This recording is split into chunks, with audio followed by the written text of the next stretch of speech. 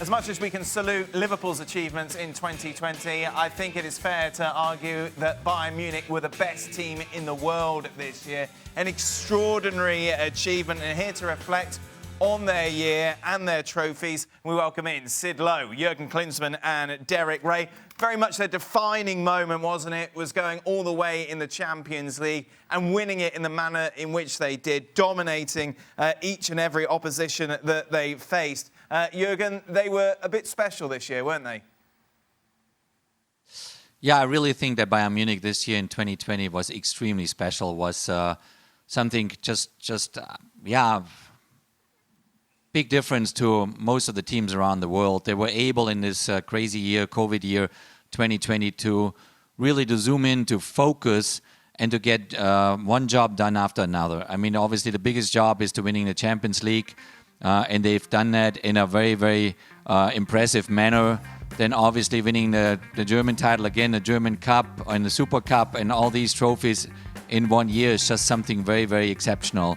And it speaks for this club. It speaks for the culture of Bayern Munich that was built over the last, almost 50 years. If you look at that club, you know, it was coming through with the famous Franz Beckenbauer, Uli Hoeneß, Paul Breitners, Gerd Müllers in the 70s, 80s.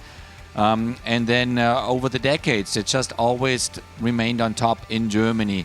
But the way they kind of performed this year was just very, very outstanding and special, and I think they should be very proud of themselves. Hansi Flick leading them to that 6th title, Derek. When he was appointed, I don't think many expected him to have the impact that he did on this team. I don't think, Dan, that Hansi Flick, when he sat down to have lunch with his wife Silke at their home in Bammental in early November last year, knew what was really going to happen in his life. And, you know, everything changed. And he changed Bayern subtly, but significantly. Now, what I mean by that is, before the Flick era began, you had Bayern players who were all playing in their positions and doing their thing, but they weren't necessarily performing as a team and pressing as a team. Now, he made one or two important switches. Of course, he got, you might say, lucky with Alphonso Davies. That was a bit of a wild card, putting him at left back. He didn't have Lucas Hernandez or Niki Süle because of injury. So all of a sudden, we had this new central defensive partnership, Jerome Boateng and David Alaba, who thought David Alaba was going to be a centre-back. And really, Thomas Muller, I think, is the person we've got to talk about above all others. Many will focus rightly on Robert Lewandowski, best striker, best player in the world. But Thomas Muller was out of the picture. And by reintegrating Thomas Muller and making him the senior figure that he needs to be at Bayern, it really all fell into place for Hansi Flick. How much credit should he get, Jurgen, for the success of this side?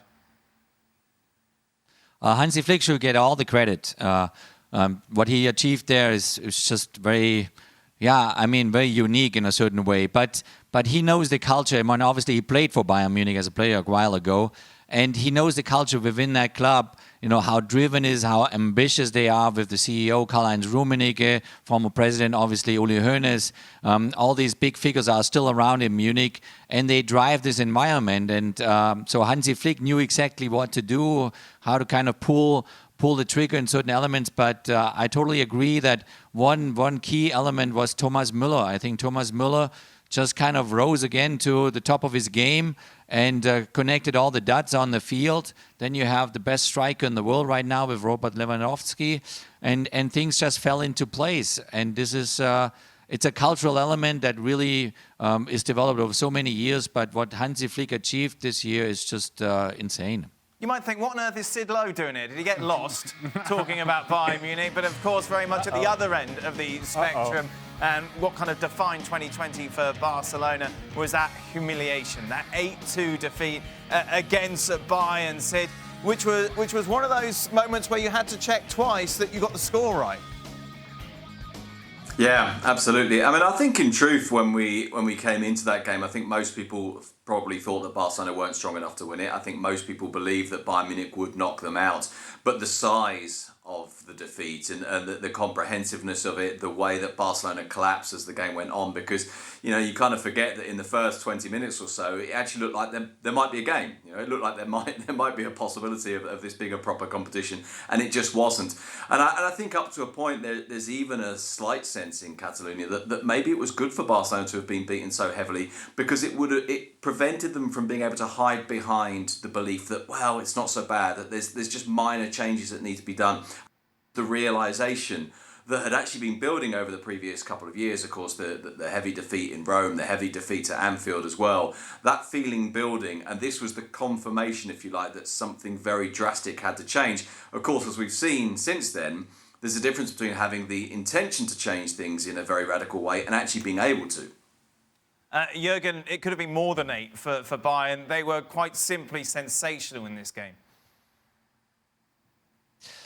Yeah, and this is when you see if really kind of in the bigger puzzle of a club, of a team, where things then match. And Bayern Munich is or what they always did over the decades was they always just kind of changed every season 1 or 2 or maximum 3 pieces of the puzzle of their starting 11.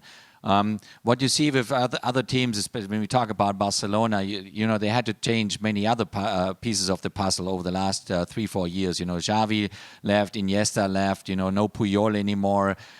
So big players that really kind of were the trademark of this Barcelona team are not there anymore, and the team is still in transition. And then things like that can happen. You can get a lesson then from a team that is really just in sync right now.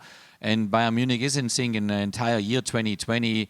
They're just clicking. They're just enjoying themselves and prove to the world that they are rightfully kind of the number 1 team in the world at the moment. Derek, it was a near-perfect performance, wasn't it?